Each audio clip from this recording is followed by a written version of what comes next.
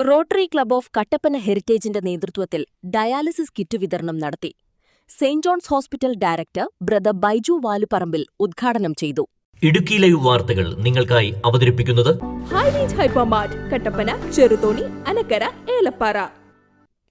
Rotary club of Kattappana ഹെറിറ്റേജിന്റെ നേതൃത്വത്തിൽ district priority പ്രോജക്റ്റായ ഗിഫ്റ്റ് ഓഫ് ഹോപ്പ് എന്ന പദ്ധതിയുടെ ആഭിമുഖ്യത്തിൽ ഡയാലിസിസ് രോഗികൾക്ക് സൗജന്യ കിറ്റ് വിതരണമാണ് കട്ടപ്പന സെന്റ് ജോൺ ഹോസ്പിറ്റലിൽ വെച്ച് നടത്തിയത്.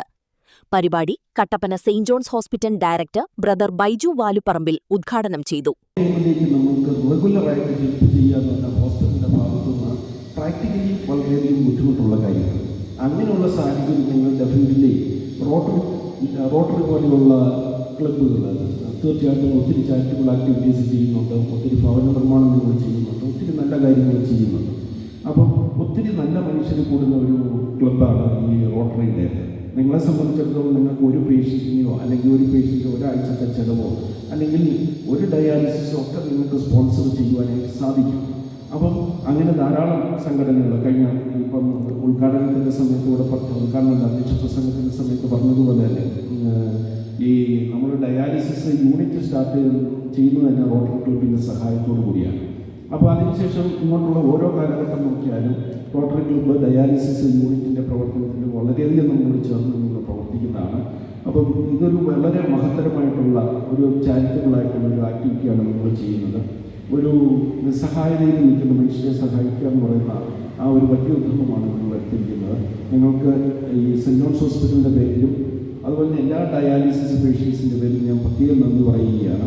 ഞാൻ കഴിഞ്ഞ പ്രാവശ്യം ഇങ്ങനെ ഒരു മീറ്റിംഗ് പങ്കെടുത്തപ്പോൾ ഞാൻ പറഞ്ഞ ഒരു പോയിന്റ് പെട്ടെന്ന് എൻ്റെ മനസ്സിലേക്ക് വന്നതാണ്. അന്ന് ഞാൻ പറഞ്ഞു, കേരളത്തിലല്ലേ നമ്മൾ 2008-2009 ആദ്യം ഡയാലിസിസ് യൂണിറ്റ് ഇവിടെ സ്റ്റാർട്ട് ചെയ്തു.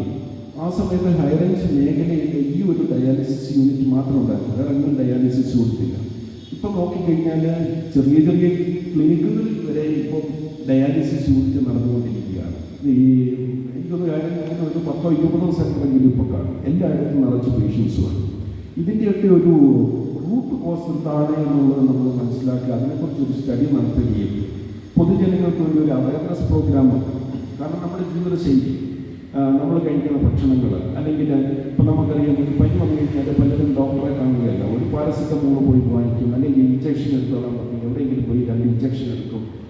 സ്വയം ട്രീറ്റ്മെൻറ്റുകൾ, അതുപോലെ തന്നെ മറ്റ് ആരോഗ്യകരമല്ലാത്ത മറ്റ് പല പ്രവണതകളും നമ്മുടെ ജീവിതത്തിൽ ഉണ്ടാകുന്നതുകൊണ്ടായിരിക്കാം, അല്ലെങ്കിൽ വിഷലിപ്തമായിട്ടുള്ള ആഹാരങ്ങൾ നമ്മുടെ ജീവിതത്തിൻ്റെ ഭാഗമാക്കുന്നതുകൊണ്ടായിരിക്കാം ഒരു പക്ഷേ ഈ ഡയാലിസിസ് പേഷ്യൻസ് അല്ലെങ്കിൽ കിഡ്നി ഫെയിലിയർ ഇതുപോലെ കൂടുന്നത്. അപ്പം നമ്മളെപ്പോലുള്ള സംഘടനകൾ രോഗികളെ ഹെൽപ്പ് ചെയ്യണം തീർച്ചയായിട്ടും. അതോടൊപ്പം തന്നെ രോഗം വരാതിരിക്കാനുള്ള ഒരു ജീവിത ശൈലി എങ്ങനെയാണ് എന്നുള്ളൊരു അവയർനെസ് പൊതുജനങ്ങൾക്ക് കൊടുക്കുവാനായിട്ട് സാധിക്കുകയാണ് എന്നുണ്ടെങ്കിൽ മെഡിക്കൽ ഫീൽഡിലുള്ള എക്സ്പെർട്ടായിട്ടുള്ള ആളുകളെ വിളിച്ച് അവർ വഴിയായിട്ട് ക്ലാസ്സുകളും അവയർനെസ് പ്രോഗ്രാമും ഒക്കെ നടത്തുകയാണ് എന്നുണ്ടെങ്കിൽ ഈവൻ സ്കൂളുകളിൽ പോലും നമുക്ക് ചെയ്യുവാനായിട്ട് സാധിക്കും. കാരണം സ്കൂളിലുള്ള കുഞ്ഞുങ്ങളാണല്ലോ നാളത്തെ പൗരന്മാരായിട്ട് മാറുന്നത്.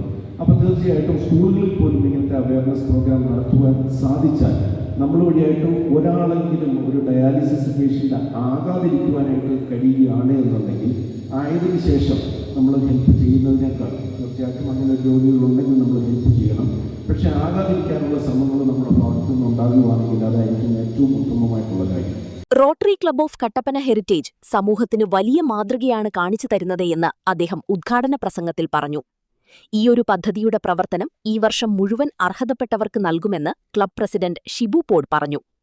പരിപാടിയിൽ medical director doctor Bharathi Mohan, GGR Akhil Vishwanath, secretary Binoy Augustine, treasurer Jith Joseph, past പ്രസിഡന്റുമാരായ Santhosh Devasya, Jose Mathew, Saint John's hospital PRO Kiran George Thomas തുടങ്ങിയവർ നേതൃത്വം നൽകി.